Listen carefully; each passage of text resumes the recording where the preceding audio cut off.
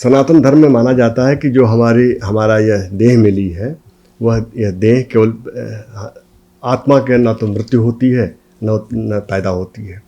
तो हम ये जो शरीर मिला है हमारे पूर्व जन्मों के कारण मिला हुआ है। अब जब कोई भी बच्चा पैदा होता है, बच्ची पैदा होती है, तो उसके अंदर जो गुण धर्म आते हैं, कुछ नाना नानी से आते हैं, कुछ दादा दादी से आते हैं, कुछ माँ बाप से आते हैं, कुछ मामा बुआ से आते हैं, उसके अंदर ये गुण आते हैं। कुछ गुण उसको स्वयं के होते हैं और कुछ गुण जहाँ पर वो बच्चा पैदा होता है, जहाँ पे बड़ा पलता बढ़ता है, उस स्थान के आते हैं। यह सभी वस्तुएं मिल करके, नाना नानी, दादा दादी, माता पिता, भाई बहन और उसका स्थान, उसके पूर्वजन्म, सब चीज़ें एक कॉम्बिनेशन में मिलके एक संस्कार बनते हैं। इसीलिए कभी कभी दो जुड़वा बच्चों के भी संस्कार अलग अलग हो सकते हैं, क्योंकि किसी एक बच्चे के अंदर हो सकता है उसके दादा दादी बड़े धार्मिक रहे हों, उसके संस्कार अधिक आ गए, और किसी के नाना नानी, उसी बच्चे के नाना नानी अधार्मिक रहे हों, दूसरे बच्चे में उसके संस्कार अधिक आ गए। तो कई बार लोग यह प्रश्न करते हैं कि दोनों की कुंडली एक जैसी होनी चाहिए, पर दोनों का स्वभाव एकदम अंतर क्यों हो गया है? तो उसका कारण यही है कि किसके अंदर वो क्या मिला हुआ है पूर्व जन्मों के कारण, आप उसका प्रेडिक्शन नहीं कर सकते हैं। दोनों की कुंडली एक होने पर भी दोनों का जीवन, दोनों का व्यवहार एकदम अलग अलग होता चला जाएगा। अब क्या होता है कि संस्कार, जैसे मैंने पहले बताया, कि जीवन को उन्नत बनाने के लिए होता है। तो सबसे पहले जब गर्भ में कोई वस्तु आती है तो हम गर्भाधान संस्कार करते हैं उसका। गर्भाधान संस्कार करने के बाद बाकी 16 संस्कार हैं। ये संस्कार में अभी 3 संस्कार हमें लगता है जन्म के पहले ही हो जाते हैं। हाँ, 3 संस्कार पहले हो जाते हैं, और ये इसीलिए होते हैं कि इसमें प्रतिज्ञाएं ली जाती हैं।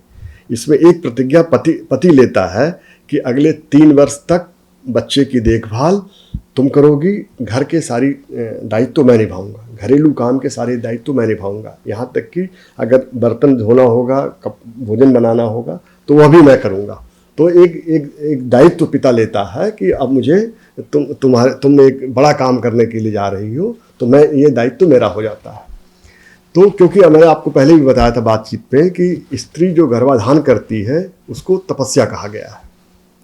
वह तप है, 9 महीने का तपस्या है वो, और पुरुष तपस्या कर ही नहीं सकता, उतनी बड़ी तपस्या पुरुष कर, क्योंकि पुरुष जो है त्याग प्रधान है।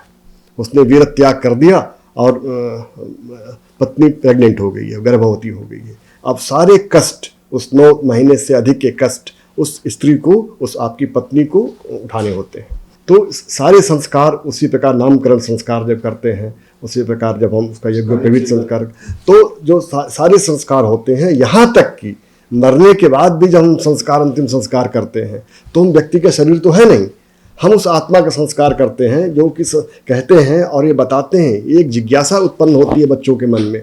अब इसको आप थोड़ा पीछे ले जाइए। मान लीजिए 1000 वर्ष पूर्व गांव में किसी एक छोटे से बालक के पिता का अंतिम संस्कार हो रहा है, तो छोटा बालक तुरंत सवाल करेगा कि मेरे पिताजी तो अब है नहीं, तो ये अंतिम संस्कार किसके लिए हो रहा है? यह जिज्ञासा उठ सकती है उसके मन में। तब जब उसको बताया जाएगा, नहीं, देहातिरिक्त भी कोई वस्तु होती है, देह के अतिरिक्त भी सब कुछ तुम्हारी देह नहीं है, देह के अतिरिक्त भी कोई वस्तु होती है, तो उसको देहातिरिक्त आत्मा का ज्ञान हो जाएगा।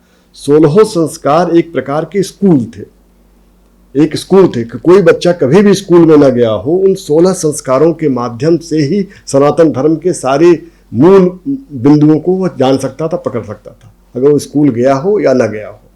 इस प्रकार 16 संस्कार सनातन धर्म को की रक्षा, पालन करने के लिए एक बहुत अच्छे टूल हुआ करते थे।